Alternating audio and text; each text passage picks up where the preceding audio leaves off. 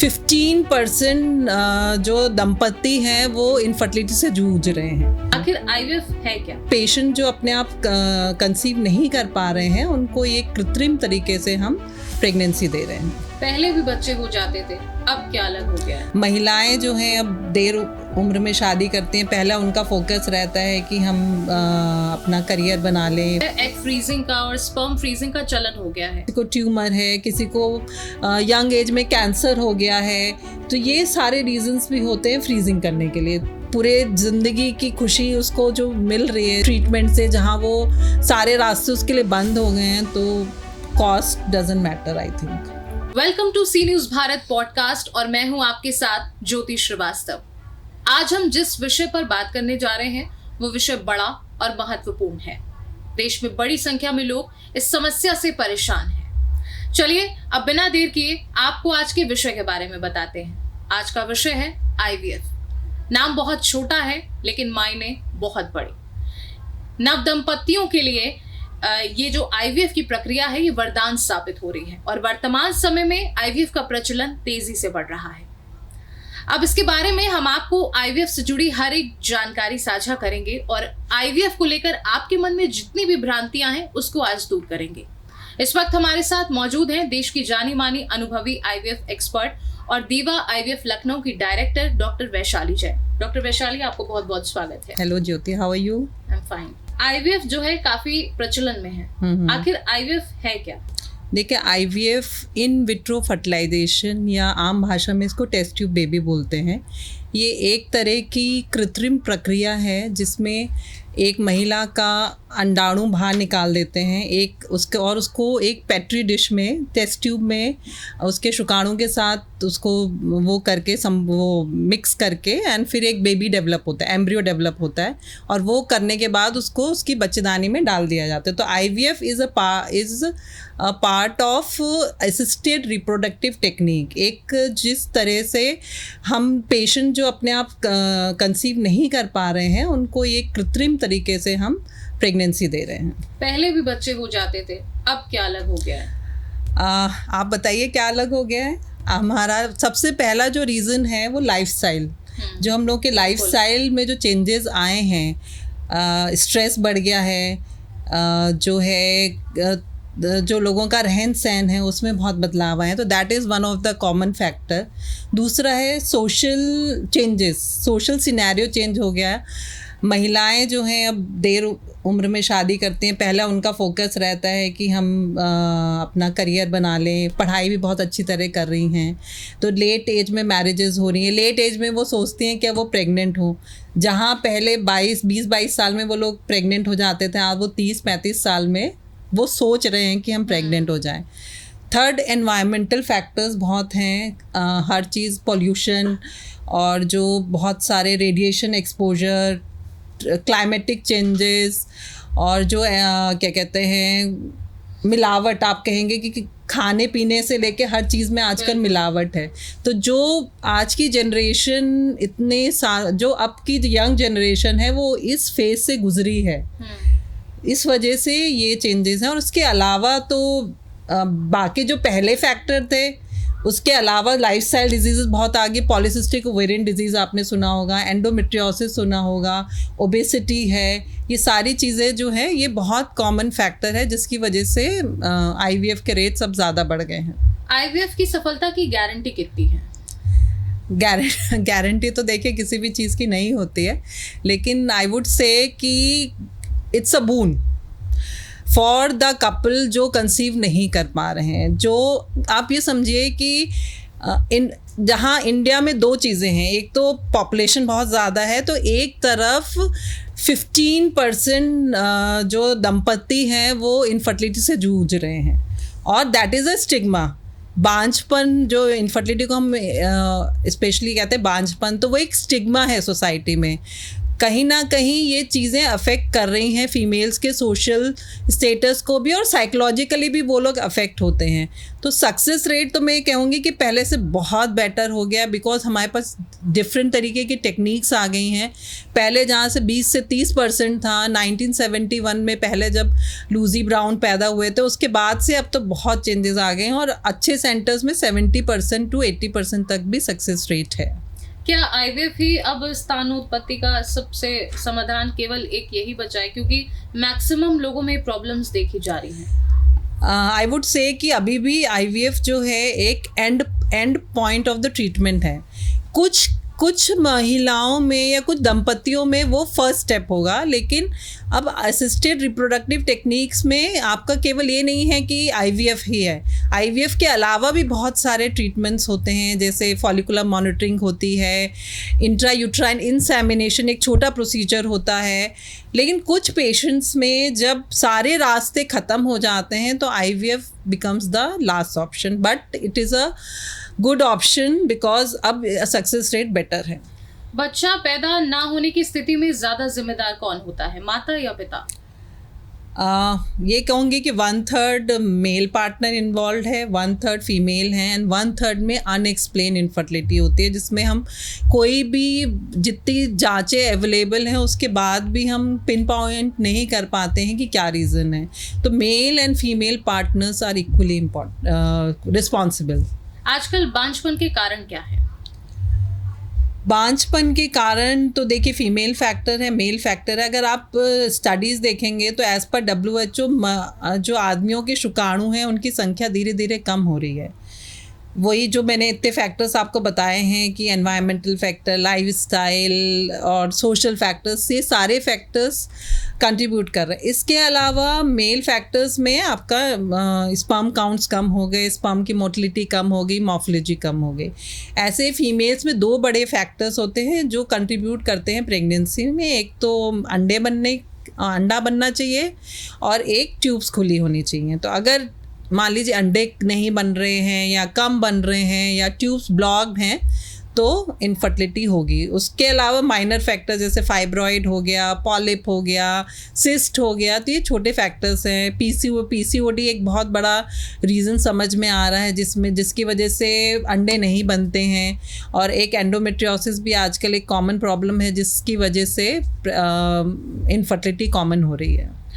Sperm count का कितना बड़ा रोल होता है इसमें, क्योंकि अभी आपने शुक्राणुओं की बात की और लगातार ऐसा देखा जा रहा है कि पुरुषों में स्पर्म काउंट की संख्या कम हो रही है, तो इसका कितना बड़ा रोल होता है? जितना फीमेल फैक्टर उतना मेल फैक्टर भी है, मतलब 50-50 ही मानूंगी मैं। और 15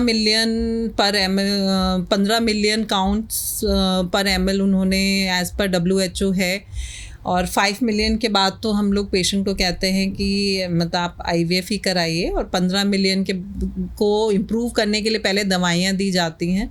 तो स्पर्म काउंट की तो बहुत इंपॉर्टेंस है। मतलब आप ये मान लीजिए कि स्पर्म काउंट ख़त्म है या नील है तो प्रेगनेंसी कैसे होगी। और आजकल जो है एग फ्रीजिंग का और स्पर्म फ्रीजिंग का चलन हो गया है, तो ये कितना ज़रूरी है? देखिए स्पर्म फ्रीजिंग तो क्या है कि उसका रिक्वायरमेंट, अगर हम उसको कहते हैं social egg freezing, with age महिला के अंडे बनने की क्षमता कम होती रहती है। उसका एक ओवेरियन रिजर्व होता है। उसके साथ मतलब आप ये मान के चलिए कि 35 के बाद धीरे धीरे डिक्लाइन होके 40 इयर्स की एज तक वो ऑलमोस्ट 10,000 या मतलब 4-5 हज़ार अंडे ही रह जाते हैं, जिसकी क्वालिटी भी बहुत अच्छी नहीं होती है। तो सोशल एग फ्रीजिंग का चलन इसलिए हो रहा है क्योंकि लड़कियां लेट मैरिज कर रही हैं, उनको सही पार्टनर नहीं मिल रहा है, वो अपने करियर पे कंसंट्रेट करना चाहती, they want to be financially independent and then they want to plan a baby.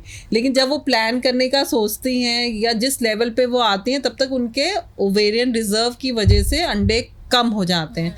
तो इसलिए अब एग फ्रीजिंग का वो हो गया। फिर एग फ्रीजिंग जो है, एक तो सोशल एग फ्रीजिंग हो गई, इसके अलावा मान लीजिए किसी को ट्यूमर है, किसी को यंग एज में कैंसर हो गया है, तो ये सारे रीजंस भी होते हैं फ्रीजिंग करने के लिए। मान लो यूजुअली हम जो बोलते हैं फर्टिलिटी प्रिजर्वेशन की वजह से भी हम लोग एग फ्रीज करते हैं कि रेडिएशन की वजह से या कीमोथेरेपी की वजह से अगर उसके एग्स कम हो जाएंगे क्वालिटी और क्वांटिटी में, तो हम एग फ्रीज़ कर लेते हैं। ऐसे ही स्पर्म फ्रीजिंग का भी यही मेन रीज़न मिला है कि आपके मान लो कोई बचपन में या एडोलेसेंट में या जब भी किसी भी उम्र में आपके पास एग फ्रीज, आपका मतलब स्पर्म, आपको कोई बीमारी हो गई है और आप उस समय आपके पास पार्टनर नहीं है, आप उस समय पार्टनर नहीं है तो क्या करोगे? आप बीमारी का इलाज करोगे, लेकिन आपको आगे अपनी फर्टिलिटी करनी है, आपको आगे बच्चे करने हैं, तो वो स्पर्म फ्रीजिंग भी हो जाता है। तो इसीलिए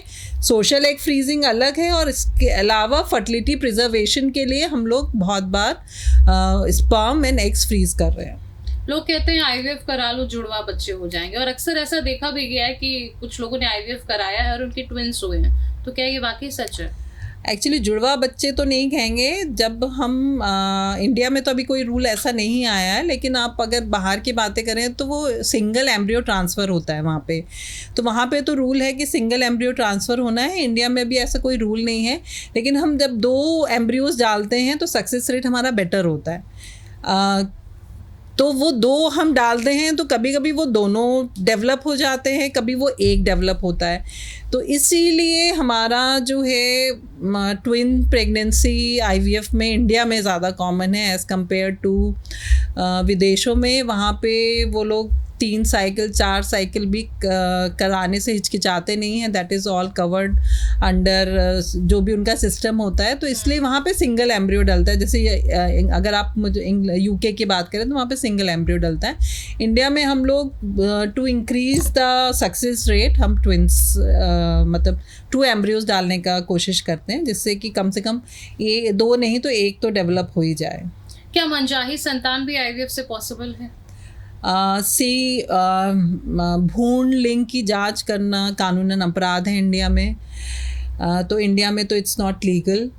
आप इंडिया के बाहर अगर पूछे तो पॉसिबल है, उसको हम पीजीटी बोलते हैं, प्री जेनेटिक टेस्टिंग होता है। उसमें जब एम्ब्रियो बन जाता है तो उसका कुछ टिश्यू लेके उसको जेनेटिक टेस्टिंग के लिए भेजा जाता है। ये इंडिया में केवल हम जो जेनेटिक बीमारियां हैं तब हमारे लिए पीजीटी अलाउड है, उसमें हम सेक्स डिटर्मिनेशन नहीं कर सकते हैं। लेकिन जहाँ पे इस तरह का कोई सिस्टम नहीं है, जैसे आप बाहर की कंट्रीज़ में बहुत जगह इतना वो नहीं है, प्रेवलेंट नहीं है, तो वहाँ पे आप पीजीटी के साथ आप ये चीज़ें मतलब एक एम्ब्रियो बन गया, उसको आपने चेक कर लिया, उसके बाद उसका सेक्स सिलेक्शन होके हो सकता है। बट इंडिया में इट इज़ इलीगल। कितनी उम्र तक आईवीएफ कारगर है, क्योंकि इसको लेकर भी काफ़ी भ्रांतियाँ फैली हुई हैं? आप खुद ही इमेजिन कर सकते हो कि कोई 35 इयर्स की महिला आती है या कोई 25 साल की महिला आती है, तो सक्सेस रेट किस में होगा? तो age is a very determining factor for the success of IVF. जैसे मैंने आपको बताया कि विद एज ओवेरियन रिजर्व या अंडे बनने की क्षमता कम हो रही है, तो जैसे जैसे एज बढ़ती जाएगी तो results are very poor. Success rate depends upon the age also. आपका अनुभव आईवीएफ को लेकर क्या है अब तक का? आई एम वेरी ऑप्टिमिस्टिक। मुझे लग रहा है, I opened N IVF centre because जब आपके सारे रास्ते बंद हो जाते हैं, मरीज़ इतना, पेशेंट्स इतने दुखी होते हैं, वो जो कपल इतना दुखी होता है, तब आपको लगता है कि आप कुछ उनको होप दे सकते हैं। और definitely IVF is that kind of treatment जो स्टिग्मा इनफर्टिलिटी से रिलेटेड है, और उस वजह से जो हम खुशी दे रहे हैं एक कपल को by giving them this facility, तो definitely I am very optimistic about the outcomes. और अब तो बहुत सारे ट्रीटमेंट्स, हाई एंड ट्रीटमेंट्स आ गए जो आज से 5 साल पहले या 10 साल पहले चीज़ें नहीं थी, वो दिन पे दिन डेवलप ही हो रही हैं। और आने वाले समय में आई वुड से कि और बेटर रिजल्ट्स होंगे। मतलब आई एम टॉकिंग अबाउट 70-80 नहीं, हम 100% रिजल्ट्स की भी बात कर सकते हैं। आईवीएफ में लगभग खर्च कितना आता है, क्योंकि इसको लेकर भी लोगों में काफ़ी गलत जानकारियां हैं? देखिए खर्च जो है इसमें आप मान के चलिए 1 लाख से लेके मिनिमम 1 लाख से लेके आप आगे तक भी हो सकता है। इसमें जो इंजेक्शंस, क्योंकि एक जो सेटअप है वही एक हाई एंड सेटअप होता है, इसके जो इक्विपमेंट्स आते हैं दे आर वेरी कॉस्टली। जो एक हम लैब बनाते हैं जहाँ पे एम्ब्रियो डेवलप होता है, उसकी जो मशीन्स हैं हाई, मतलब उस तरह की मशीन्स रखनी होती है, एक एनवायरनमेंट बनाना होता है जिसमें वो एम्ब्रियो डेवलप हो। इसके अलावा जो प्रोसीजर होता है, जैसे इसमें क्या होता है कि महिलाओं को इंजेक्शंस लगाए जाते हैं ताकि उसके एक्सेस अंडे बने, तो वो जो इंजेक्शंस होते हैं वो भी काफ़ी कॉस्टली होते हैं। तो इन जनरल ये कॉस्टली प्रोसीजर इस वजह से हो जाता है बिकॉज ऑफ जो इतना सारा चीज़ें मेंटेन करनी पड़ती हैं। बट 1 लाख से लेके आप मान के चलिए, फिर वो एंड तो कोई है ही नहीं। आप मतलब कौन सी जगह पे करा रहे हैं, क्या करा रहे हैं। जैसे सरकारी अस्पताल में जाएंगे तो शायद 80-90 तक में भी हो जाता होगा because of the grant by the government. But मतलब इट्स अ कॉस्टली थिंग। ये तो है कि कॉस्ट तो है, लेकिन हमारा जो एक पेशेंट को खुशी मिल रही है इससे, जो एक पूरे ज़िंदगी की खुशी उसको जो मिल रही है इस ट्रीटमेंट से, जहाँ वो सारे रास्ते उसके लिए बंद हो गए हैं, तो cost doesn't matter I think. IVF का जो स्टेप है वो कब तक उठाना चाहिए? मतलब मान लीजिए किसी की शादी हुई है और 4 से 5 साल हो चुके हैं, लेकिन अभी भी वो सोच रहा है कि अभी समय है थोड़ा और ट्राई कर ले, तो मतलब एक समय सीमा क्या है जब हमें IVF के बारे में सोचना चाहिए? कई बार फैमिली परेशान हो जाती है, वो कहती है तुरंत 2 साल में ही 3 साल में ही IVF करा लो। कई बार ऑर्थोडॉक्स फैमिली ऐसी होती है जो सोचती है कि हम जल्दी इस चीज़ को कर लें, भले पैसा लगे लेकिन ये चीज़ हो जाए। लेकिन एक टाइम क्या होना चाहिए कि हम इस स्टेप पे आके IVF का? इंटरेस्टिंगली मेरे पास 22 या 23 साल के भी लोग आते हैं और मैं तो उनसे पूछती हूँ कि इतनी क्या जल्दी है तुम्हें, कि मतलब कोई जायदाद का चक्कर है? कि मतलब literally I have asked them कि क्या जायदाद का चक्कर है इसलिए आप इतना हड़बड़ी कर रहे हो? बट फर्स्ट एंड फॉरमोस्ट तो एज होती है। आई मस्ट से कि आप अगर 30-35 की एज में हैं तो आपको मतलब 35 एंड अबव तो आपको उसको अल्ट्रा फास्ट करना ही चाहिए, क्योंकि एज आई टोल्ड यू कि ओवेरियन रिजर्व कम हो रहा है, तो आपके माँ बनने की क्षमता भी धीरे धीरे कम हो रही है। तो एज अगर आपकी 35 एंड अबव है तो आप प्लीज़ इसको एक्सपीडाइट करिए। और फिर कुछ कारण होते हैं, अब जैसे आप कोई आपको बीमारी रही हो या कुछ उस तरह की चीज़ें रही हो, तब आपको एक्सपीडाइट करने की ज़रूरत है। वरना आई वुड सजेस्ट कि किसी भी, देखिए हर कोई गायनेकोलॉजिस्ट इनफर्टिलिटी प्रैक्टिस नहीं कर रहा है, तो आई वुड सजेस्ट कि जब भी आपको लग रहा है कि आपको इस तरह की का कंसल्टेशन करना है तो go and meet IVF specialist. नहीं मैं बोलूँगी, मैं अपने आप को इनफर्टिलिटी स्पेशलिस्ट बोलूँगी। ऐसा नहीं है कि मैं हर पेशेंट को मैं IVF ही कर रही हूँ, because there are battery of treatments जो आप IVF से पहले करते हो, और कभी कभी उन्हीं ट्रीटमेंट से आपको प्रेगनेंसी भी हो जाती है। तो IVF had always been a end step in most of the patients. कुछ पेशेंट्स में मैं कहूँगी कि वो फर्स्ट स्टेप होता है। तो लेकिन what is important is meet an infertility specialist. जो भी नॉर्मल गायनेकोलॉजिस्ट हैं या वो हैं, उसके बजाय आप इनफर्टिलिटी स्पेशलिस्ट से मिलिए एंड एज का कंसिडरेशन करिए, पहली चीज़। दूसरी चीज़, अगर आपकी शादी को ज़्यादा साल हो गए, मान लो 7-8 साल हो गए और अभी भी आपने कंसीव नहीं करा है, तो आप डेफिनेटली मिलिए। और इनफर्टिलिटी तो हम तभी बोलते हैं जब 1 ईयर ऑफ अनप्रोटेक्टेड इंटरकोर्स हो और आपको प्रेगनेंसी नहीं हो, तो वो तो एक इनफर्टिलिटी में आप चले ही गए।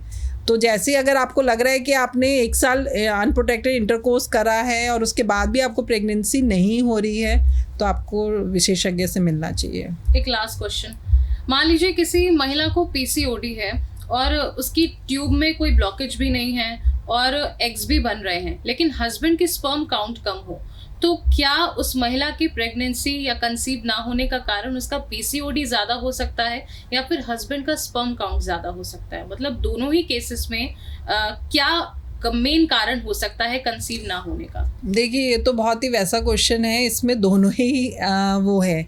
अब मैंने आपको बताया ना कि कभी कभी किसी में महिला जिम्मेदार है, किसी में हस्बैंड जिम्मेदार है, और किसी में both the factors are there. तो पहले तो पीसीओडी को करेक्शन तो क्या, मतलब उसको थोड़ा सा स्ट्रीमलाइन हम कर सकते हैं, उसको कुछ मेडिसिन वगैरह दे के कि वो ओवुलेट करने लगे।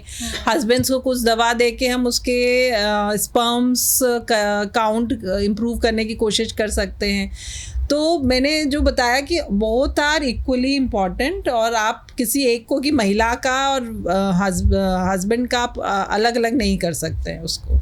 बिल्कुल, बहुत बहुत धन्यवाद वैशाली जी, आपका ये तमाम महत्वपूर्ण जानकारी हमें देने के लिए। तो जैसे कि आपने आज देखा कि आईवीएफ से जुड़ी तमाम भ्रांतियां आज आपकी दूर हुई। कितना खर्च आता है, किस समय सीमा तक आपको आईवीएफ का स्टेप लेना चाहिए, और भी बहुत सी जानकारियां आज के पॉडकास्ट में आपको देखने को मिली। तो आप भी अगर इस समस्या से परेशान हैं तो जरूर किसी इनफर्टिलिटी डॉक्टर से संपर्क करें, ना कि सीधे आईवीएफ का स्टेप लें। जब समय सीमा आपकी ज्यादा बढ़ रही हो, आपको लग रहा है कि वाकई आपका डॉक्टर कह रहा है कि आप अब इस स्टेप को लीजिए, तो आप जरूर लीजिए, और इससे जुड़ी जितनी भी भ्रांतियां हैं वो इस पॉडकास्ट को देख के आप उन्हें दूर करिए। फिलहाल के लिए मुझे दीजिए इजाजत, नमस्कार।